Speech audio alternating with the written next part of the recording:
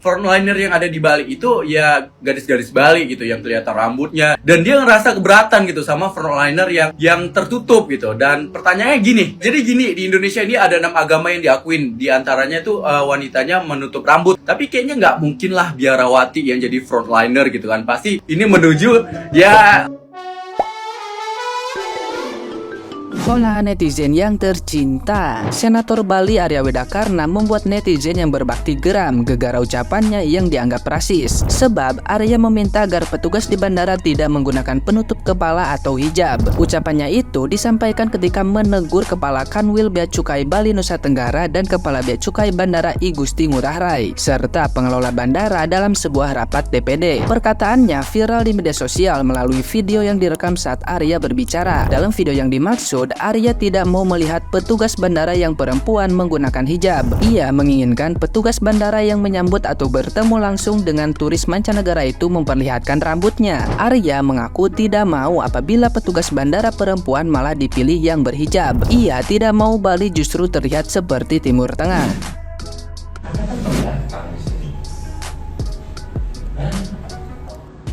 Sudah masalah SARA, mereka minta putra Bali terdepan. Bisa begini loh, ini sudah masalah SARA ini. Saya kan bisa bilang, apa nggak punya kriteria? Saya sebagai orang Hindu punya kriteria loh. Makanya ada salam namaste, makanya kita bisa senyum. Kenapa? Apa agama sampai yang nggak ngajarin? Hah?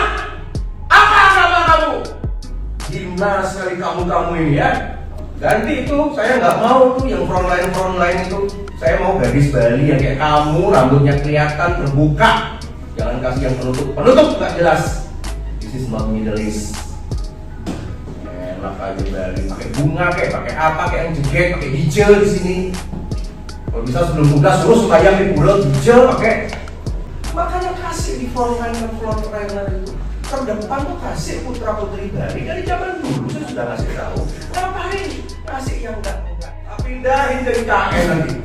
Karena ucapannya tersebut, nama Arya langsung banyak dibicarakan di media sosial. Tidak sedikit yang mengutarakan amarahnya mendengar ucapan Arya.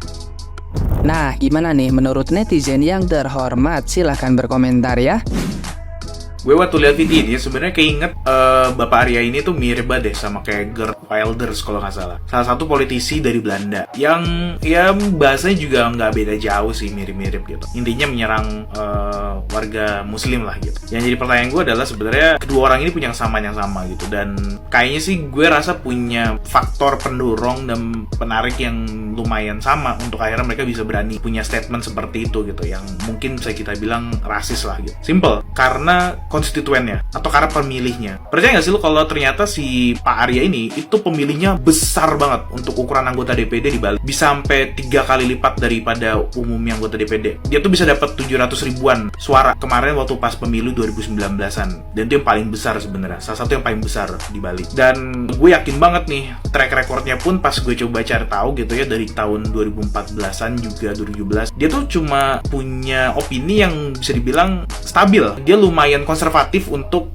wilayah Bali gitu. Jadi kayak waktu 2014 tuh ada isu mau masuk perbankan syariah di Bali, ditolak sama dia. Terus Ustadz Abdul Somad mau ke Bali untuk berdakwah, juga ditolak sama dia. Intinya opininya tuh punya jalur yang lebih ke kanan, alias lebih konservatif, pengen menjaga tradisi kebaliannya atau kehinduannya di sana. Dan itu hal yang lumrah. Dan ternyata pemilihnya yang punya opini sama dengan dia itu banyak banget ternyata, dan milih ke dia. Jadi perolehan suaranya itu bisa besar banget. Dan ini kejadian juga di Belanda gitu. Banyak deh orang-orang yang akhirnya memilih politisi yang opininya sama gitu. Jadi sebenarnya hal baiknya adalah ternyata memang gue rasa Pak Arya ini adalah representasi dari pemilihnya. Makanya dia bisa selantang itu, bisa seberani itu, tanpa mikir ada potensi politiknya gimana lah gitu, atau menimbulkan gangguan harmonis di sana. Karena dia tahu dia di backup oleh konstituennya, para pemilihnya yang pasti banyak banget juga nih yang setuju dengan hal tersebut gitu. Coba deh dipikirin lagi. Biasa aja Pak teriaknya, jangan kelihatan ngondeknya.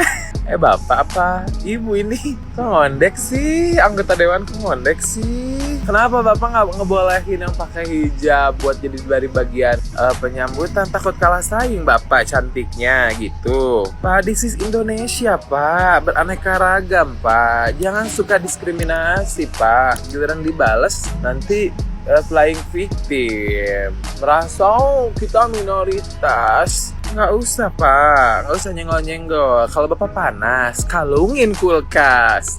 By the way, Bapak takut kalah saing ya, takut kalah cantik ya. Yang ngondek emang kayak gitu guys, kalau marah-marah. Jujur Lisa sebagai cowok ngondek juga kalau suka kayak gitu.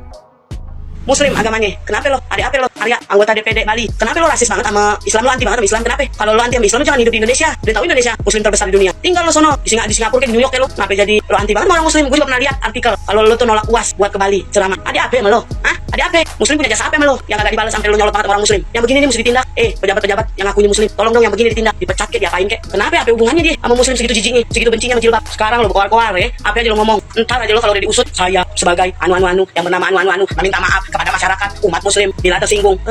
Tempe lo, ya kebaca yang begini modelnya. Jangan dimaafin. Apaan lo? Coba kalau orang Muslim yang begitu, anti yang lain, agama yang lain, apa kita dikata teroris, kita dikata rasis, kita dijelek-jelekin, kita ini, kita anu. Coba kalau yang lain bisa dia bilang begitu. Lo tinggal lo berdiri di mana? Hah? Mulut gue digatal deh ya. Kalau yang berbau-bau agama begini, kayaknya perasaan di mana-mana orang Muslim banyak disenggol sama agama-agama yang lain. Coba agama Muslim nggak ada nyenggol-nyenggol, mereka pada kepanasan sendiri. Iya, ada apa lo sama jilbab? Ada masalah apa lo? Pernah ditolak lo sama gadis berjilbab? Segitu enaknya lo sama orang berjilbab sama agama Muslim. Tinggal lo sama di kutub utara yang ketahuan agamanya nggak tahu apa. Jangan di sini lo, ketua anggota DPD nggak bisa jadi contoh lo. Contohin dong lo masyarakat yang bener, jangan sama gilanya lo. Ada seorang anggota DPD asal Bali, namanya Arya Wedakarna, ya, sangat jelas menghina Islam, ya, mendiskreditkan karyawan bea cukai yang bekerja di Bali yang menggunakan jilbab. Dia teriak-teriak nggak suka karyawan berjilbab ditaruh di frontliner, di depan, ya, di depan menyambut turis-turis yang datang. Dia nggak suka dan dia marah-marah, ya, ada video. Ini tentu tidak baik, ya, memecah belah, ya. Tapi sangat mungkin dia ini tentu trik dia aja, permainan ini, ya. Kenapa? Karena hampir pemilihan anggota DPD. Nah, tentu dia cari muka kepada rakyat Bali dengan cara menembak Islam. Ini kacau bener ini orang, ya. Memecah belah. Tapi sangat mungkin dia lolos, ya. Sangat mungkin dia akan dipilih oleh rakyat Bali. Kenapa? Karena dia populer gitu, ya. Seolah-olah mempromosikan budaya Bali dengan menghantam agama Islam, ya. Kelakuan seperti ini memang sulit ini. Anggota DPD main seperti ini enak emang, ya. Apalagi di tempat lokal dia, ya. Dia mainkan aja isu-isu primordial, ya. Isu-isu sektarian gitu, ya. Isu-isu pemecah belah. Dapat angka sekian ratus ribu jadi anggota DPD, ya. Jadi bagaimana caranya untuk membasmi orang-orang seperti ini? Maka KPU harus jeli ini, ya. Orang-orang seperti ini harusnya dicoret. Kalau nggak dicoret dia akan terpilih terus, ya. Arya Wedakarna namanya, ya. Mari kita catat, oke, rakyat Bali. Nih ya Bapak, aku kasih tahu biar supaya Bapak itu nggak jadi katak dalam tempurung ya. Bapak tahu Aceh? Aceh itu kota syariat yang sangat ketat aturannya ya. Tapi seketat-ketatnya Aceh dan sesyariat-syariatnya Aceh nggak pernah menyuruh orang non-muslim untuk berhijab ya. Untuk menjalankan aturan daerah di situ ya, yang harus menggunakan hijab. Enggak, Aceh masih bisa membedakan, masih bisa bertoleransi mana yang muslim, mana yang non-muslim. Tapi kalau orang muslim yang ke Aceh tidak berhijab dan berpakaian ketat, oke, di sana langsung ditegur ya, langsung ditangkap. Tapi nggak untuk non muslim, karena Aceh itu bertoleransi, karena Aceh juga tahu itu negara ini negara Pancasila ya. Rakyat Bali paling toleransi kok Pak ya. Kenapa Bapak wakil rakyatnya seperti itu? Ih, ngeri. Turut prihatin atas yang terjadi kepada Bapak. Semoga Bapak cepat sehat, diangkat segala penyakitnya, entah itu penyakit hati, penyakit akal, penyakit mental, segera diangkat segala penyakit dan kesusahannya ya Pak ya. Dan semoga hidup Bapak lebih bahagia dari yang sekarang, ya kan? Kayaknya Bapak hidupnya lagi gak bahagia gitu. Kayaknya Bapak ini lagi banyak iri dengki gitu ya kan. Jadi sampai terucap kata-kata seperti itu. Kasihan Bapak ini mah ya. Cepat sehat kembali ya Pak ya. Wassalamualaikum warahmatullahi wabarakatuh. Arya Wedakarna agak sedikit mempermasalahkan orang memakai tutup aurat di salah satu instansi di daerah Bali. Semestinya sebagai pemimpin, abang bijaksana saja, jangan memihak ke satu pihak. Biarkanlah Indonesia ini damai. Kalau kita saling tidak menyukai dengan atribut keagamaan masing-masing, bagaimana kita mau damai? Abang kan seorang wakil rakyat. Meskinya di tengah-tengah, bang, tidak di sisi kanan, tidak di sisi kiri, semuanya dibela, disamakan, biar dunia ini damai, bang ya. Jangan bikin perbedaan, jangan bikin statement yang tidak membuat orang tenang.